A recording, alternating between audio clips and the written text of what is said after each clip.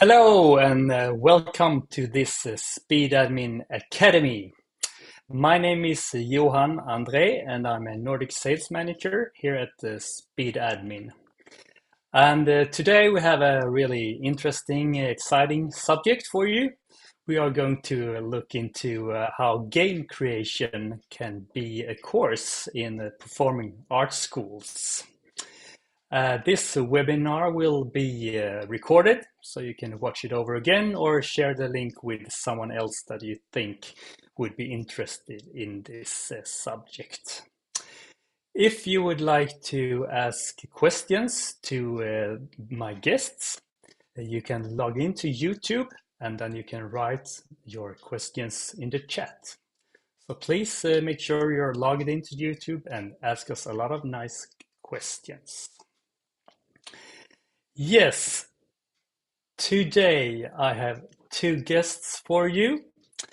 And first it's Lisa Söderlund, who is a business developer at Stockholm School of Performing Arts. And then I also have Oskar Wemmert, who is a game developer and an educator within game creation. And he currently works in Malmö at the School of Performing Arts there. So let me welcome you to the Academy. Hi, Oskar and Lisa, welcome. Hello.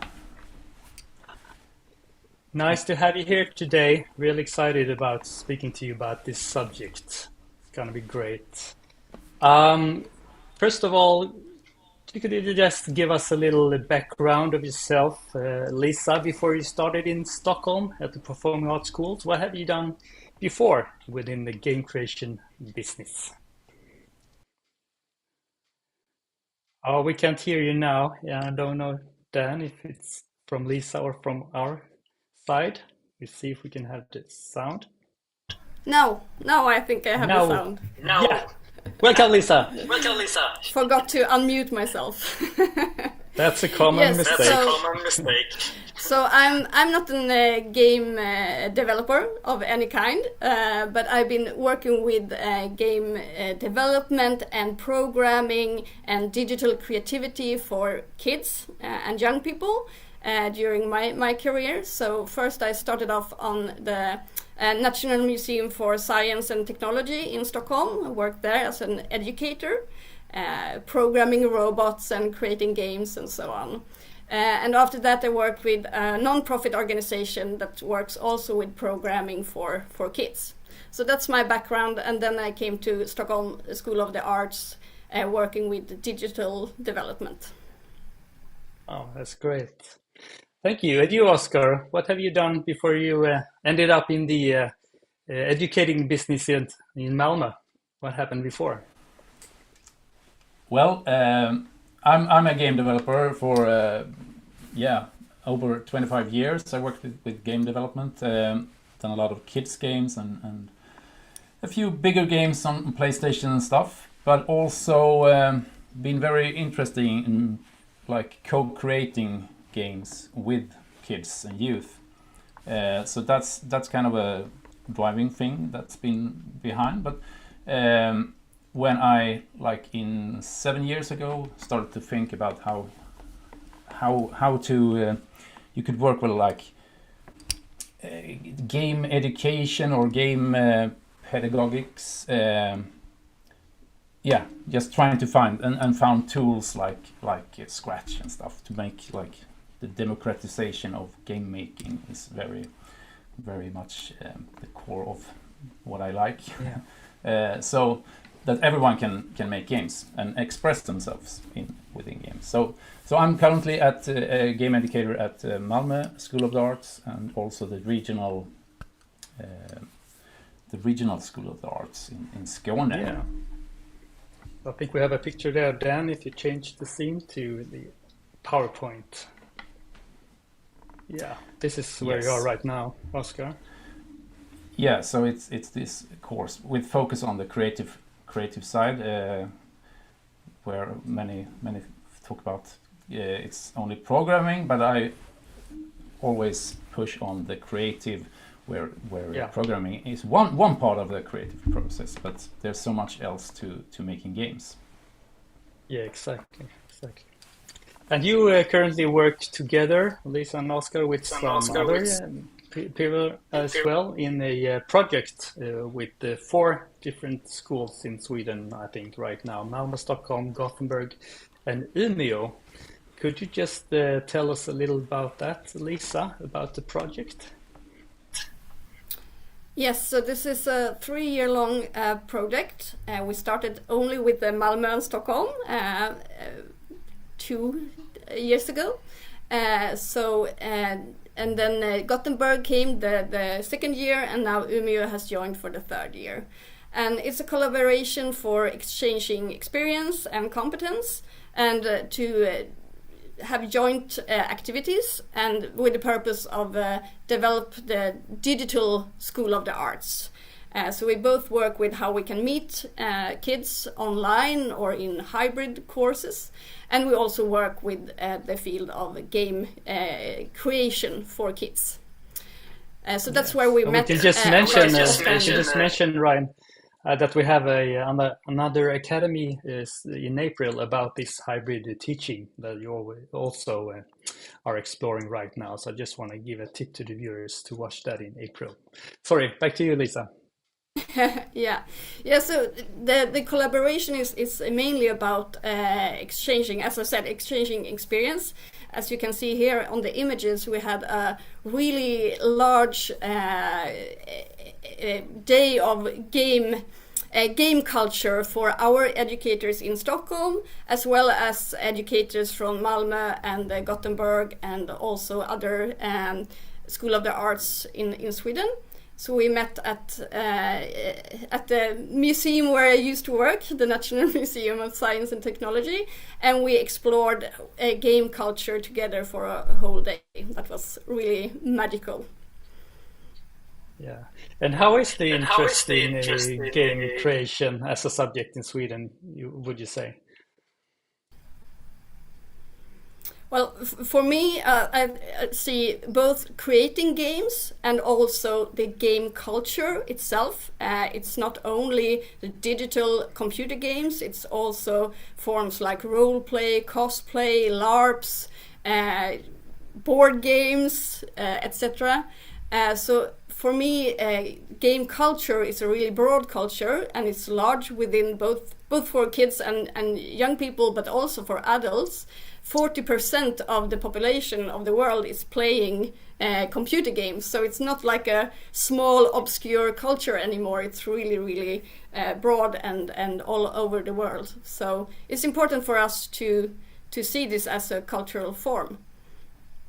Yeah, I think. And do you have any? To add, sorry, Oscar. Sorry, can I just add? No, I think for kids and youth, it's much greater numbers than that. So most kids and youth have some kind of a relationship with games, but playing games and the culture, the game culture, it's not necessarily that you want to create games, but it's the same. You like to listen to music. Not everyone wants to play music, but it's still a big, as Lisa says, there's a big culture around it as well, not only the creation side. Do you have any numbers in Sweden? How many kids are playing games? Yes, the latest numbers I saw, there was 85% of girls and 89% of boys. So it's not... Before you used to talk about like it's only boys that play games and it's only children playing games, but that's not the case anymore. No, that's cool. Lisa, you mentioned before this co-working in the project. Could you just describe a little bit more about how you are working together between these cities? What's the daily work look like in the project? Yeah, so we have a group of educators that meet from Gothenburg, Malmö, Stockholm and Umeå that meets online. We have like team meetings, perhaps once a month, where we exchange the experience and talk about like which tools should you use, how did you how did you solve that challenge within that tool, or within a challenge that one of your students might have? And also we have started a national network of educators that work with game creativity within the School of the Arts. So we meet in Discord, a communication tool where mostly the kids use it to play games and talk to each other. But we in the national network also use Discord, and there we can meet, we can share material, like share lesson plans or video material that we have.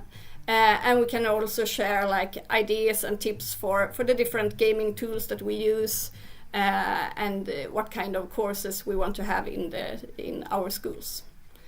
Wow. So we Sounds try great. to help, and also help, like if there's a school that wants to start up a game in their School of the Arts, we can help. We can be of assistance for that.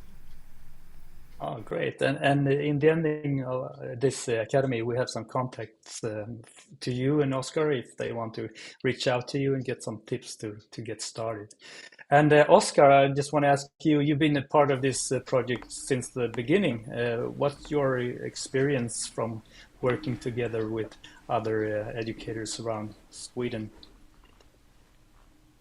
It's just great. I mean, as a trying this kind of theme, trying it out in different ways locally here, and I mean I had discussed with a few other School of the Arts around, but I haven't really heard that anyone did anything around game making and game creation. So I was so happy when this network came up, and I think in Stockholm then there was one or two, and just finding someone else to discuss these subjects with and to share experiences has been very valuable. And then it has increased, and a lot of and you can, like, you don't have to try everything yourself. You can get experience from others trying other stuff, other tools, other ways of making a course and stuff. Yeah. So that it's very positive, I must say. Yeah, I guess you get a lot of energy with talking with others with the same interest, trying to do the same thing, and you pep each other. Exactly. So. Inspiring from feeling kind of lonely and trying to find ways, and it gives a lot of inspiration. That's great. We have some pictures of some activities here. See if I can find the right ones. Lisa, I don't know if you want to add some comments about some activities that you have done in Stockholm, different kind of activities around games and game creation. Yes, of course. We have tried a lot of different things, tried and failed sometimes, and tried and succeed sometimes. But I think it's important to try different things and different target groups. How can we reach younger children or older children? How can we reach girls, boys, and so on? So we try a lot of different things. This is actually not a real situation. It's AI-made image, but it's an image I made for this day for educators that we had. I wanted to show like the power of game culture, so I explored AI a bit there. All right. But you can, if you flip the image, you can see this is e-sport tournament that we have. We arrange it once a year, and we have a collaboration with the after school activities in different parts of Stockholm, in the area of Järvaområdet it's called. So we have different collaborations with young people from like 13 and up to 19 perhaps. And they have gaming activities, tournaments, e-sport tournaments, and then they all meet up at this really large gaming center in Stockholm and have the grand finale. And so we invited people from the game industry and from organizations within game culture, and we had a big party, you could say. Wow. That sounds awesome. What about this one?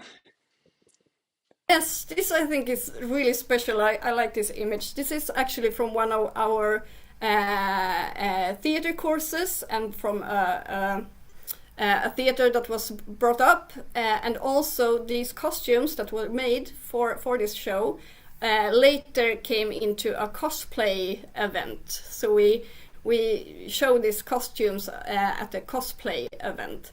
And I think cosplay is not something we have right now as a course, but I think it could be really popular and fun to explore how you can use drama and costume and role-playing, games and so on in the School of Performing Arts.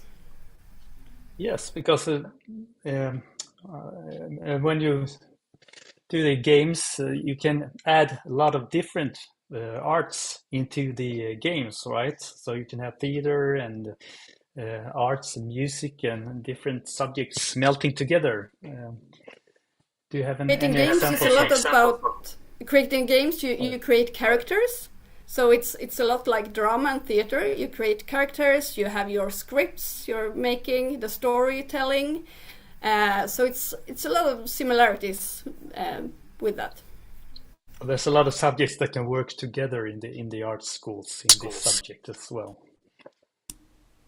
Definitely, I agree. What do we see here, Oscar? Is that something you can know about, or is it Lisa? It looks like our courses, but Oscar know a lot about this also. If you can. Yeah, it's probably a scratch game, right? Or maybe G-develop, but yeah, it's student games, right? Yes. Courses for different ages, both the younger children with Scratch that Oscar is talking about. That's a really easy tool that you can use with kids from like 7 or 8 years old and up. And then we explore tools for a bit older kids, because when they become maybe like 13, 14, Scratch is regarded as a bit like childish. So then we try different gaming tools that are easy to use, low thresholds. We want to focus on like the graphics and the animation and the music, and maybe not so much on programming and learning the technology behind the scenes. Okay. Well, before we hear a little bit more about the tools, I just wanted to ask you about this. What's a game jam? Yeah, I can. I mean, a game jam is pretty much as you like jamming with a band, getting together, making things together. So game jams, traditional, there's big like global game jam and big game jams going on all over the world. Mostly for older, like 18 plus. And they're often on site. You have like a limited time and also a lot of game jams going on online. But for kids and youth, there haven't been that many possibilities to explore this. So we wanted to try that out. So I think we did a first in Malmö in 2021, and it was the Corona COVID time. So we did it totally digital on Discord. And tried it out, and then we did in the collaboration with Stockholm, I think 2 times, and then the third time also Gothenburg joined. So we had kids from different cities working together in small teams of 3 people in each team and making games, which is it's very like for 3 days or something, a few hours each day, and then they can just inspire each other. And we also had some guest lectures and guests coming in and talking about game development and game creation from different perspectives, from art and from design and from, as we already been into, there's a lot of different art forms combined in making a game. So So it's a game jam is a term that's used in but I think just as Lisa also said,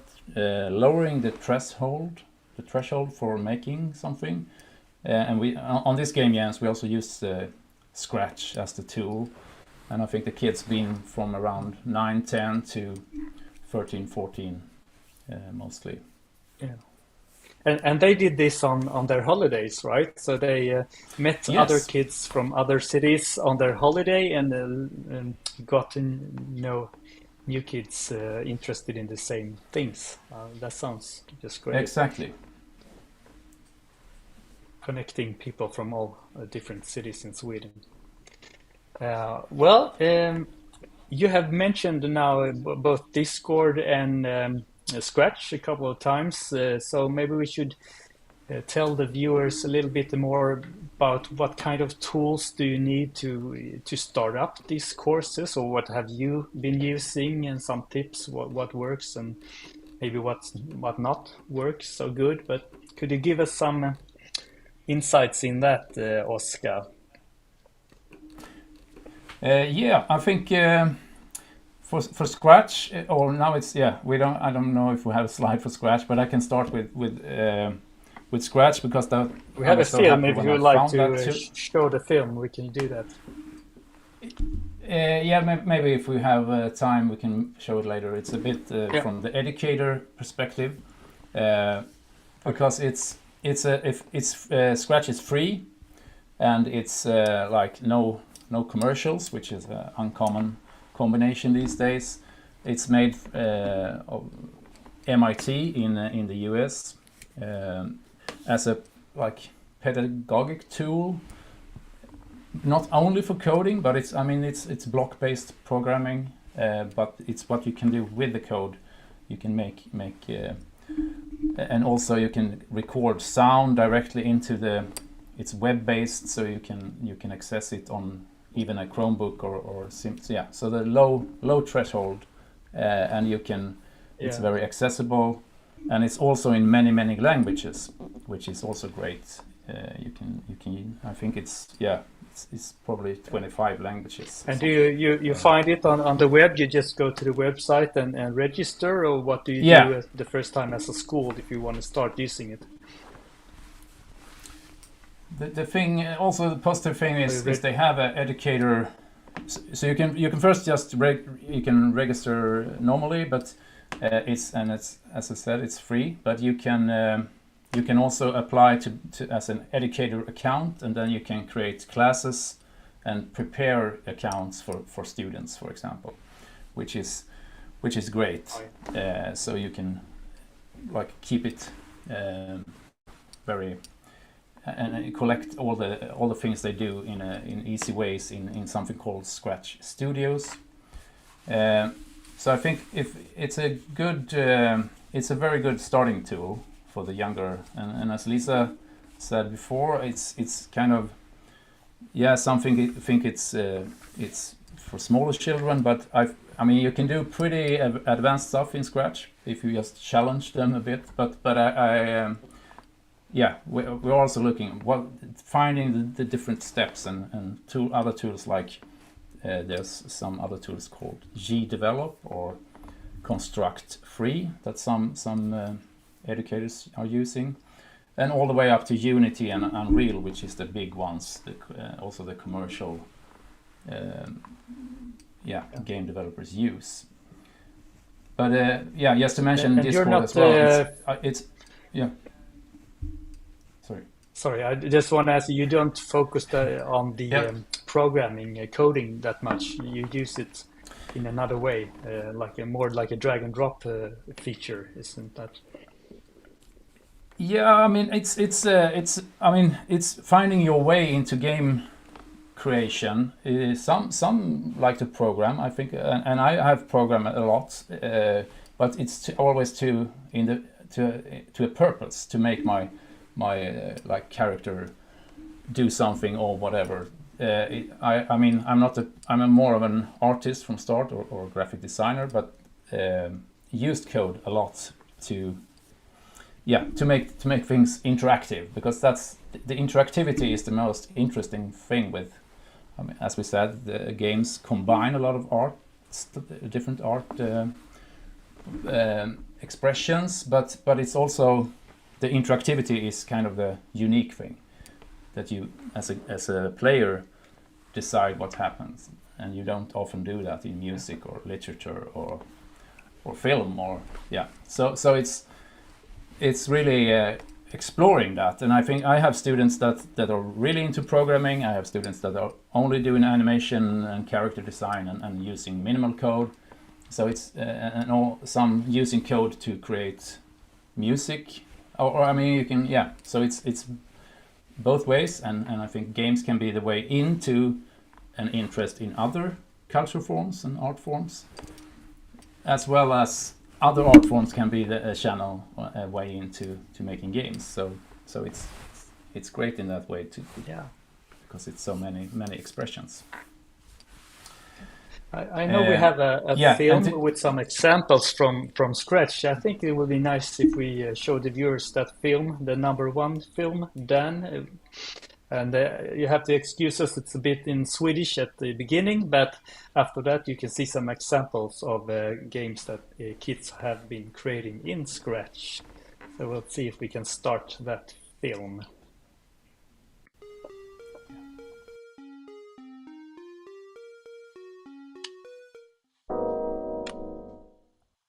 Vill du lära dig att skapa egna digitala spel? Jag heter Oskar och jag är spelutvecklare. Jag håller i Malmö Kulturskolas kurs Kreativt spelskapande. Vi skapar grafik, speldesign, ljud och musik som med hjälp av kod och programmering fungerar tillsammans. Klara. Färdiga. Kör! Oink. Oink. Oink.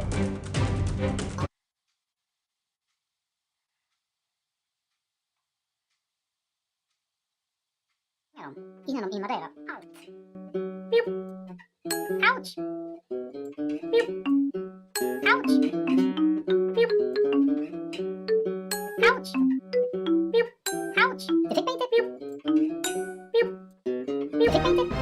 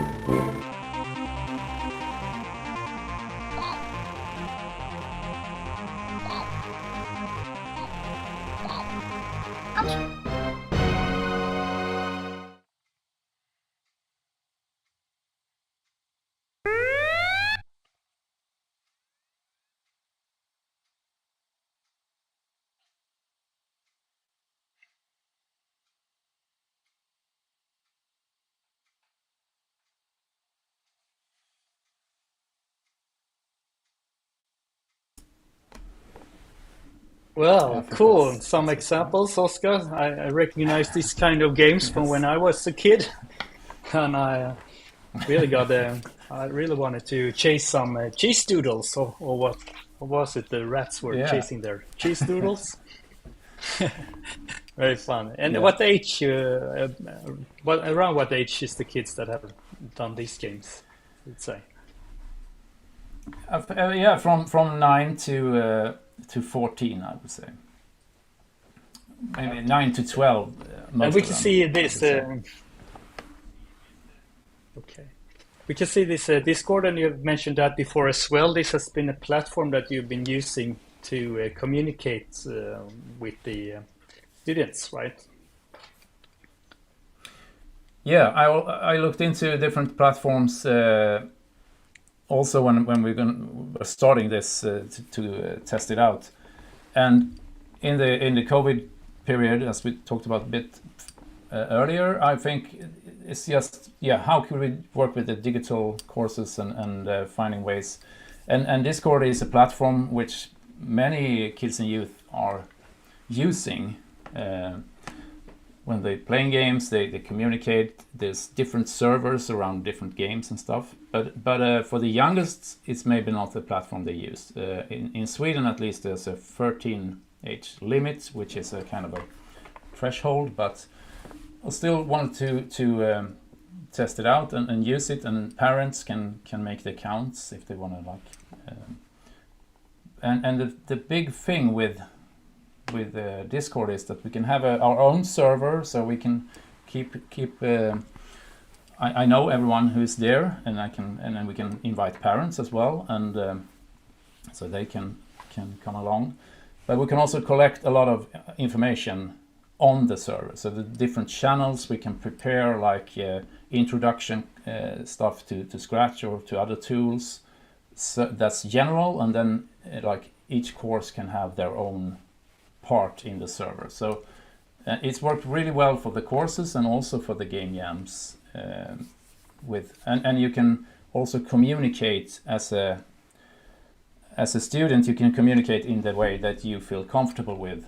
I mean, some like to talk a lot, and they can do that. But you can also mute them. But some just want to write a personal message to the teacher, maybe, or there's chats you can and you can.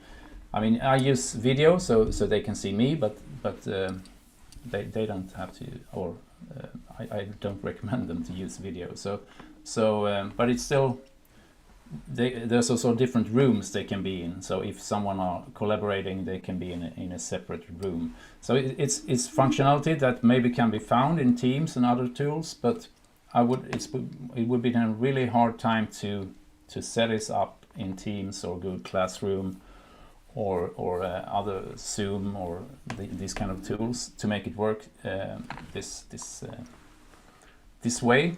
So but it also, and this is a platform where the kids already are as well, so they are familiar with this environment, this platform.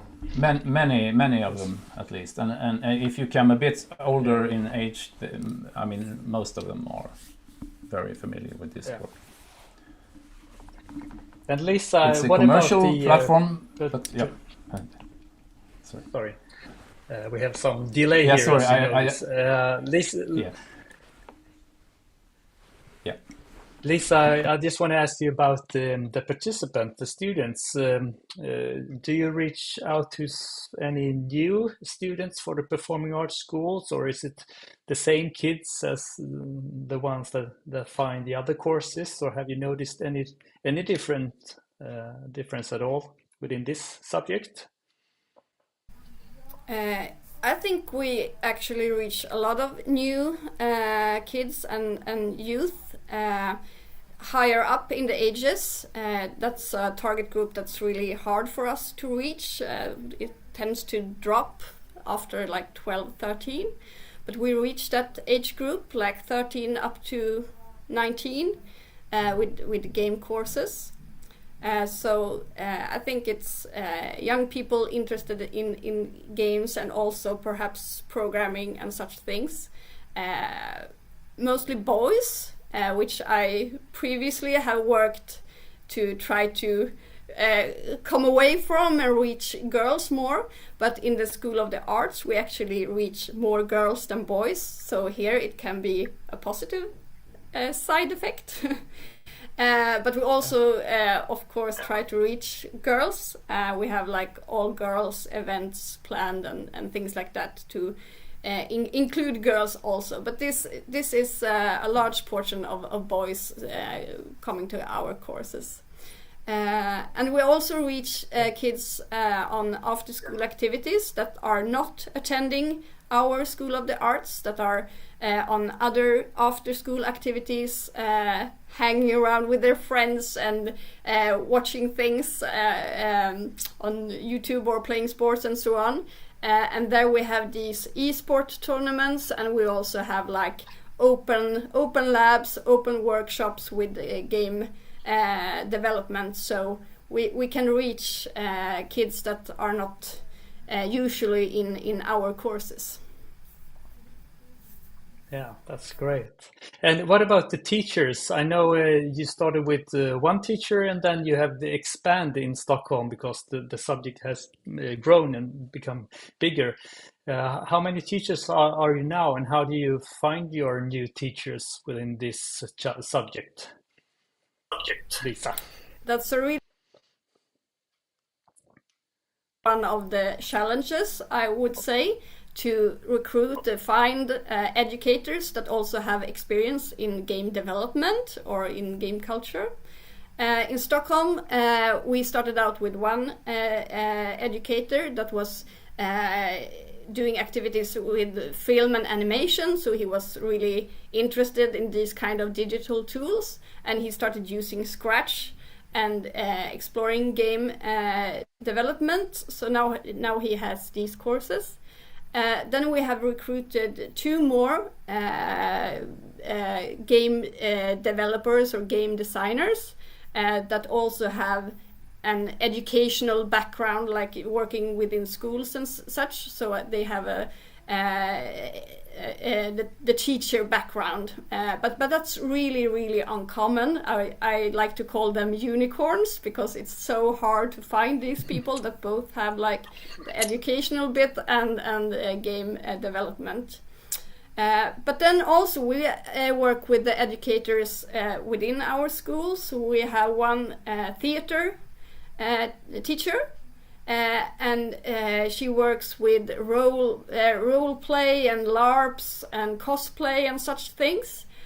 So she has this interest from start, and now she explores how to work with theater and games together in different ways.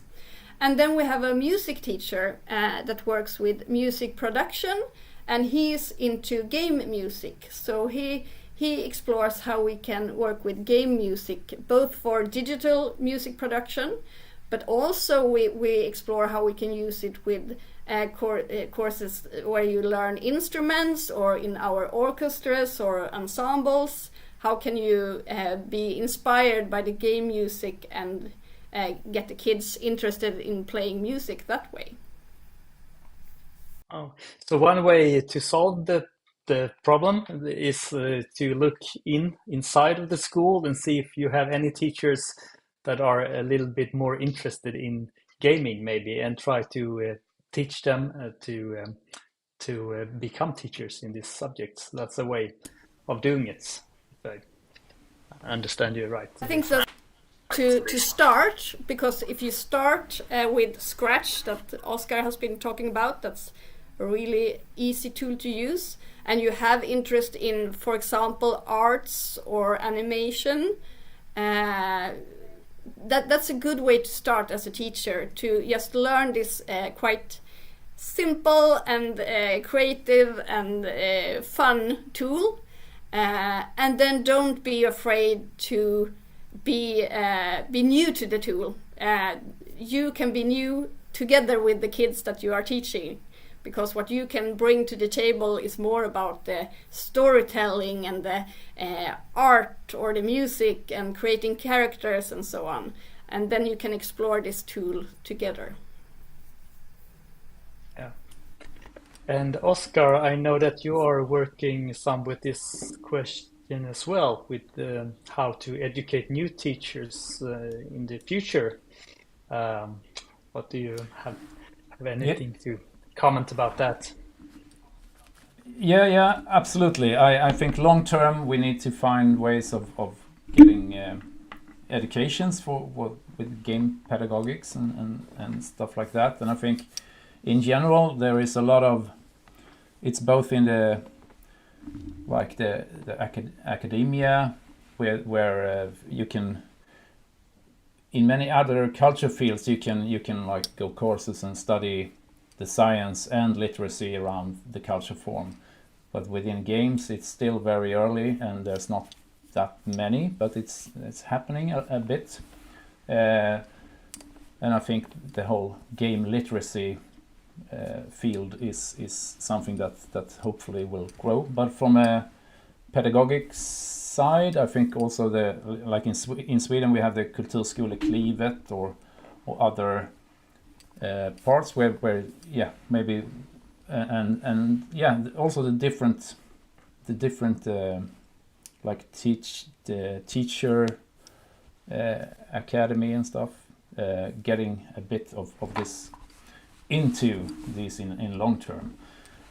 But yeah, I mean, as we discussed, I think I found some help with because we had so much interest in Malmö as well. There was I think a long queue, so I got help from a manga artist teacher who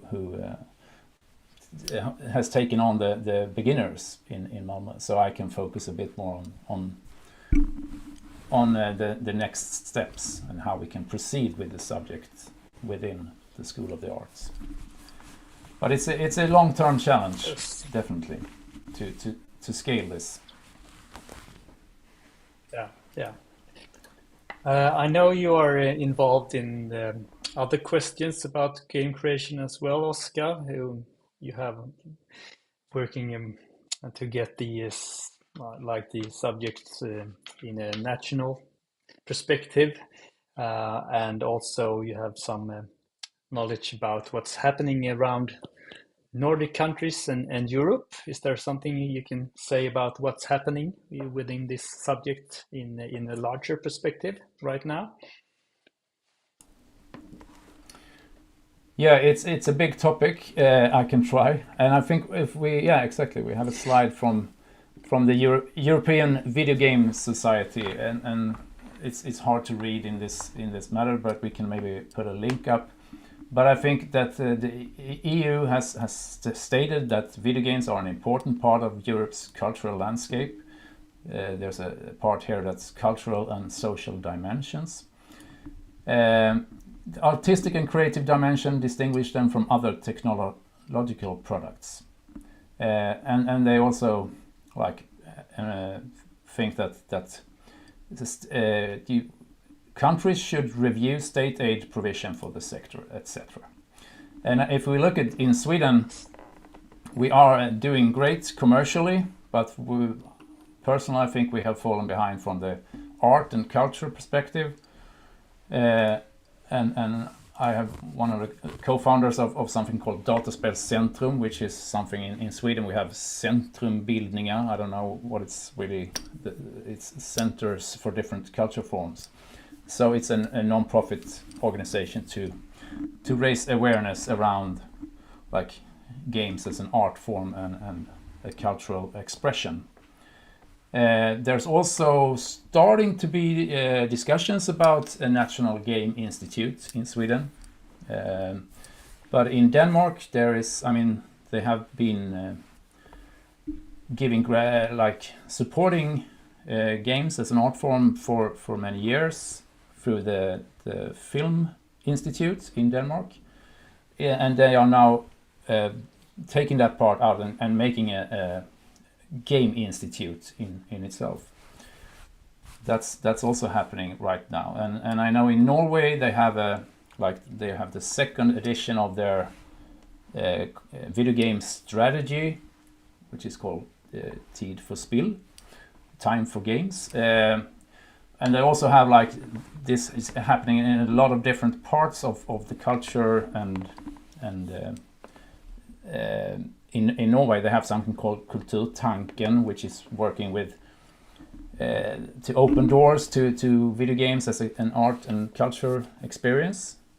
And they also have something called Den kulturelle skolesäcken.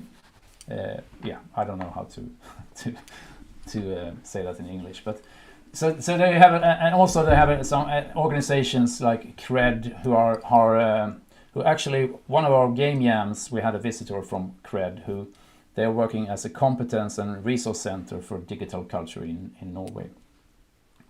And hopefully we will have a collaboration with them. And I saw just yesterday they are doing a game jam with Sami in just a few weeks. So it's starting to happen within the culture, the School of the Arts in Norway as well.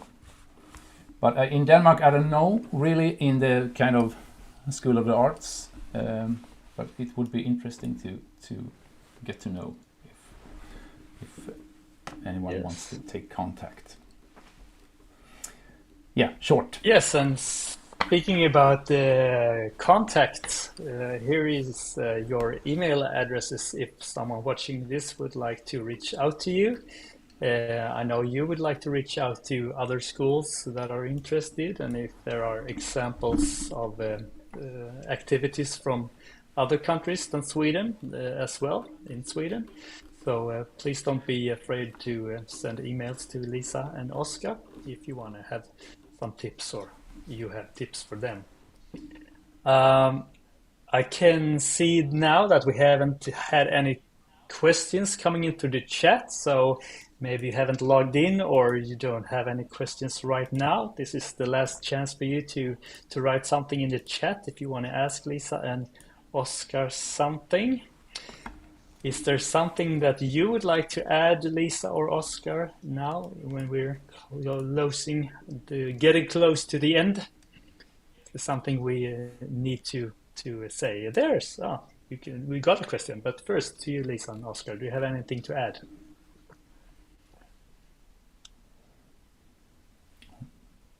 What Oscar was talking about, like Nordic collaboration or international collaboration, I think that's a wonderful idea to get kids to meet across the borders and create games together. It can be on different themes,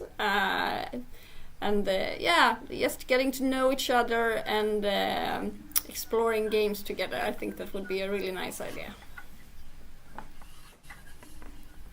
Agreed. Well, we have a question from David Heikkinen here. He says, do you have any experience of creating art installations? I'm thinking of interactive objects and rooms in real life where also the different categories of art is present. Have you done any art installation project? Is the question. Lisa. Yeah, I have a lot of ideas and dreams about it, and I'm trying to get educators in our School of the Arts interested in it. There's a tool called Makey, where you can connect your games or other digital tools like playing the piano digitally to things you draw or create. You can connect it to almost anything. So I have a lot of dreams about making these worlds of art and music and interactivity, but not yet. I'm hoping to do that more. Right. Thank you, David, for the question. See if we have some more questions coming in here. Or do you, Oscar, have something to add before we wrap it up? Not really. It's I just agree with Lisa, and I about this question. I also think I've done a lot of different. I think when we had like openings or showings of things that students have made, and also previously trying to make it tactile and Makey is a great tool, and there's other to make it inviting and interactive. There's a lot of potential in that, so I agree. I also want to explore that more. But yeah, it's there's a lots of things happening, but I think it's just great that we come this far from 5 years ago, dreaming about why isn't game creation in the School of the Arts to when I joined in Stockholm on the day only focusing on games for all the educators working in it's an exciting ride and still in the start, I would say. Well, I would like to thank you very much, Lisa and Oscar, for joining us today, telling about your exciting project about game creation and also all the good work I know that you do in Malmö and Stockholm and where you are. So a big thank you to you and a big thank you to our viewers. And of course, if you watch this afterwards as well, thank you for watching. And the next Academy will be about how you can do hybrid lessons in guitar. I will speak to a couple of teachers in Malmö Performing Arts School about their project about this, and it's in April. I'm not really exactly sure about the date, but look at the Speedadmin events if you're a Speedadmin user, and you will see what date it is in April. I think it's the 9th, but I'm not quite sure. So thank you very much for today, and we will see you again the next time. Bye, Oscar and Lisa. Thank you. Thank you. Bye bye.